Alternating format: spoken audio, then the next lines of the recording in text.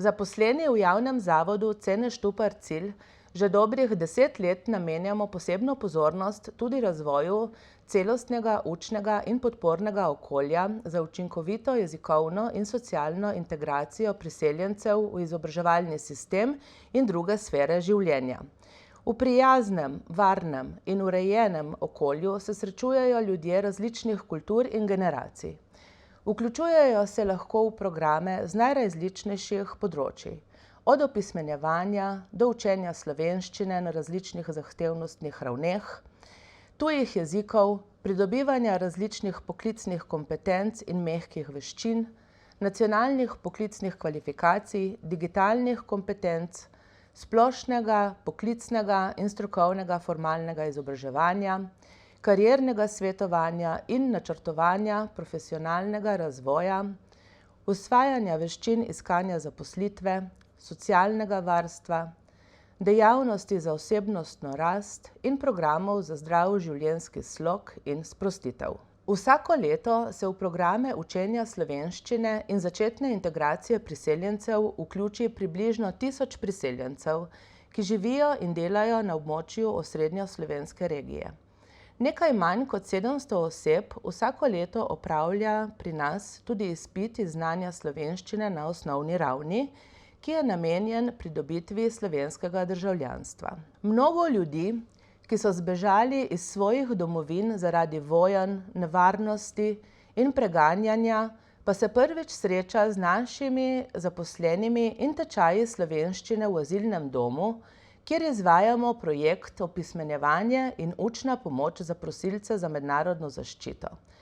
Projekt sofinancirata Urad Vlade Republike Slovenije za oskrbo in integracijo migrantov in Evropska unija iz Sklada za azil, migracije in vključevanje. Cilji projekta so izboljšati standarde sprejema, nastanitve in oskrbovanja prosilcev za mednarodno zaščito v Republiki Sloveniji in izboljšati kvaliteto njihovega bivanja v azilnem domu in v družbi države gostiteljice, da bi lažje vstopali in se vključevali v procese izobraževanja.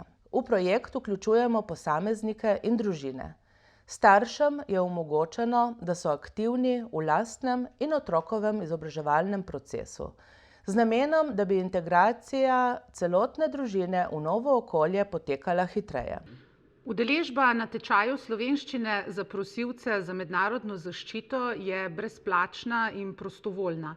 Na tečaj prihajajo večinoma tisti, ki se zavedajo pomena učenja jezika za dolgoročno bivanje v Republiki Sloveniji in pa želijo kvalitetno preživeti svoj prosti čas med bivanjem v azilnem domu. Po več kot 10-letnem izvajanju tečajev in učne pomoči za prosilce in njihove otroke v azilnem domu v javnem zavodu Cene Štupar Cilj opažamo, da se je struktura prosilcev precej spremenila. Na žalost se premalo prosilcev zaveda, koliko koristi in dragocenega znanja ter izkušenj za kasnejše učenje slovenščine in vključevanje v slovensko družbo jim prinaša omenjeni tečaj.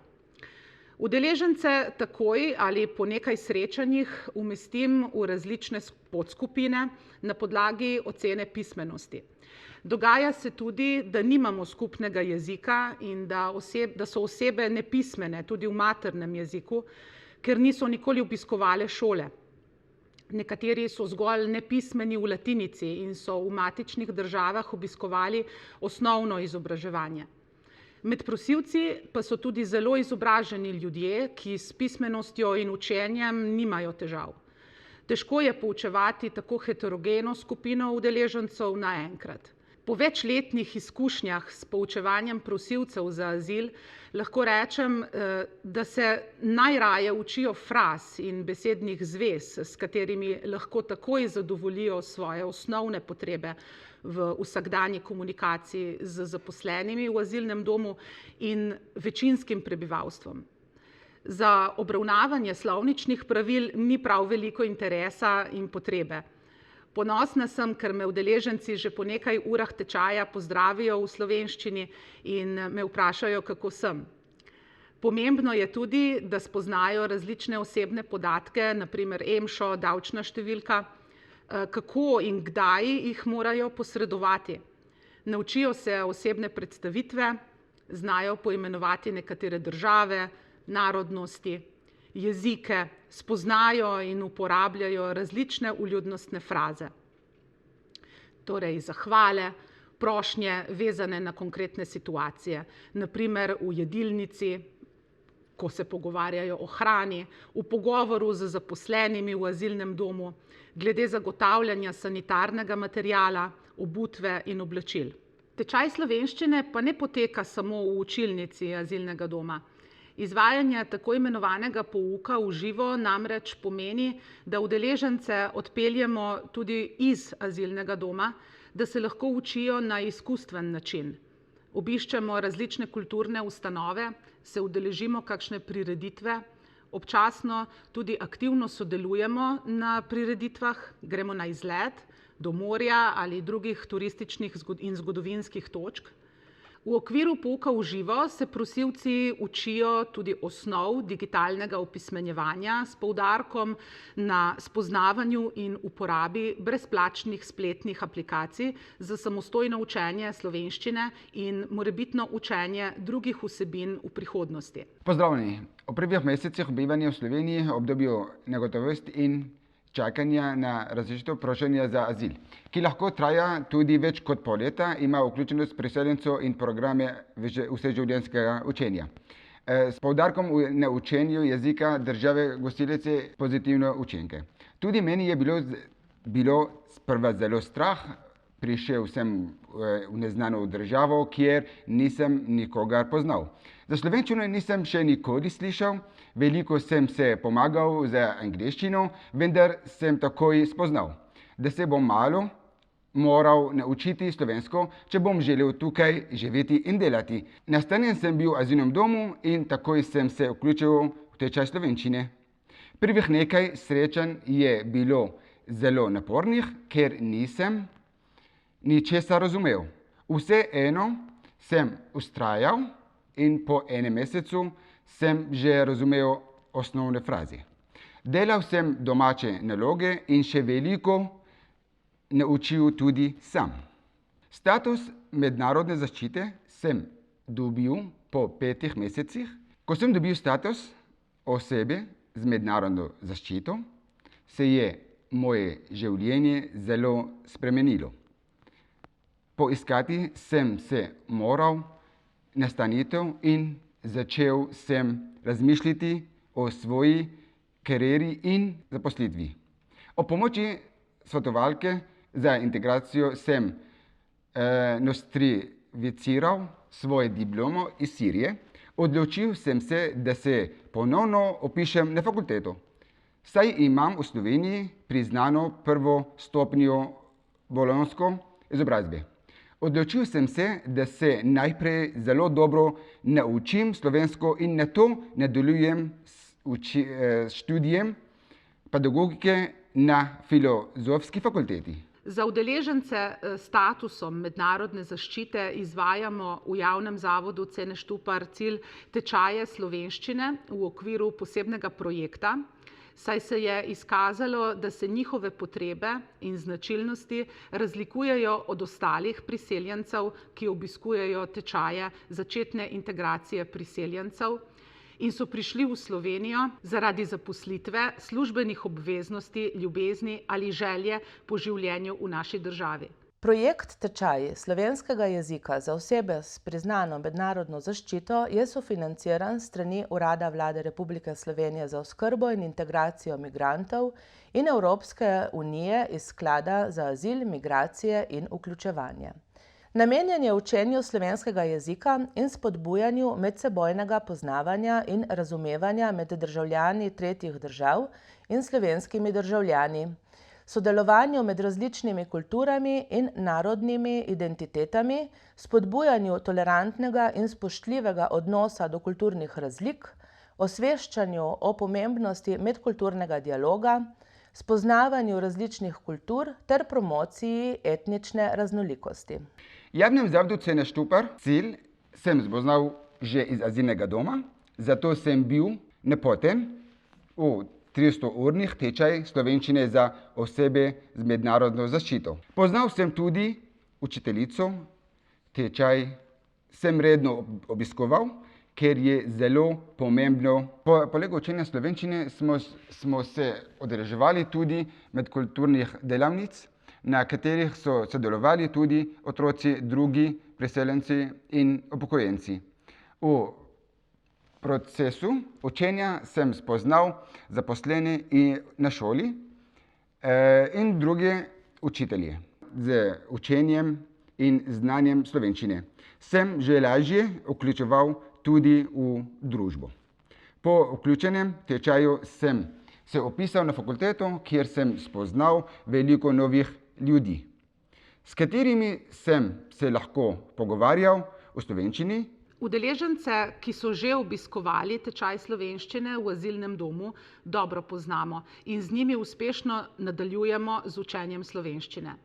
Dobri odnosi in zaupanje med strokovnimi delavci in udeleženci so že vzpostavljeni, zato uvodni razgovori in vrednotenje znanja pred vključitvijo v javno veljavni program potekajo brez večjih težav. Pri vključevanju v tečaje pa se soočamo tudi z izzivi, predvsem s tistimi udeleženci, ki ne izkazujejo zanimanja za učenje slovenščine. Razlogi so različni, od zdravstvenih, psihofizičnih, zaradi družinskih razmer in zaposlitve.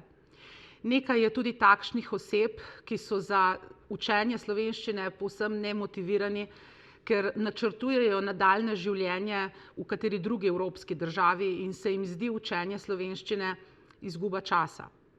V skupini je praviloma najmanj 8 in največ 12 udeležencev. Učenja ni mogoče prilagajati individualnim potrebam vsakega posameznika, če tečaja ne obiskuje redno. Kar pomeni, da mora vsak sam prevzeti odgovornost do lastnega učenja in ozavestiti dejstvo, da se uči zase, za lažji dostop do trga dela in vključevanje v slovensko družbo. Po končanem tečaju sem prostovoljen pomagal arabsko in kurdsko govorečim osebam pri vključevanju v tečaj slovenščine in še zaradi tega večkrat vračal na Ceneta Štuparja. Podpisal sem pogodbo o sodelovanju in postal sem del ekipe učiteljev v javnem zavodu. Tudi v Siriji sem delal kot učitelj. Zelo sem ponosen in srečen, da lahko še naprej opravljam ta poklic. Čeprav na malo drugačen način in predvsem z odraslimi. Pri izvajanju delavnic so sodelovali neformalni medkulturni mediatorji za arabski, kurdski, perzijski in albanski jezik. Upam, da bomo tudi v Sloveniji imeli kmalu uradne medkulturne mediatorje in skupnostne tolmače. Udeležencem smo predstavili različne poklice in kompetence, ki jih zaposleni morajo izkazati za opravljanje določenega poklica v Republiki Sloveniji. Organizirali smo jim tudi poskusno delo in obisk zaposlitvene agencije ter različnih delovnih mest v podjetjih. Ugotovili smo, da se osebe s priznanim statusom mednarodne zaščite pri iskanju zaposlitve soočajo s številnimi izzivi in ovirami, ki mnogokrat presegajo zgolj znanje slovenščine. Na svoje delovno mesto prihajam z veseljem, večinoma sodelujem pri opisnem postopku in uvodnem informacijo arabsko in kurdsko govorečih udeležencev. Počutim se zelo koristnega, saj se takoj udeleženci, kakor tudi zaposleni in v javnem zavodu, zelo zadovoljni z mojim delom. Ob delu se tudi stalno učim in še bolje spoznavam slovenski izobraževalni sistem in družbeno ureditev v Sloveniji. Uspešno sem opravil tudi izpit iz znanja slovenščine in po 7 letih bivanja v Sloveniji sem zaprosil za slovensko državljanstvo.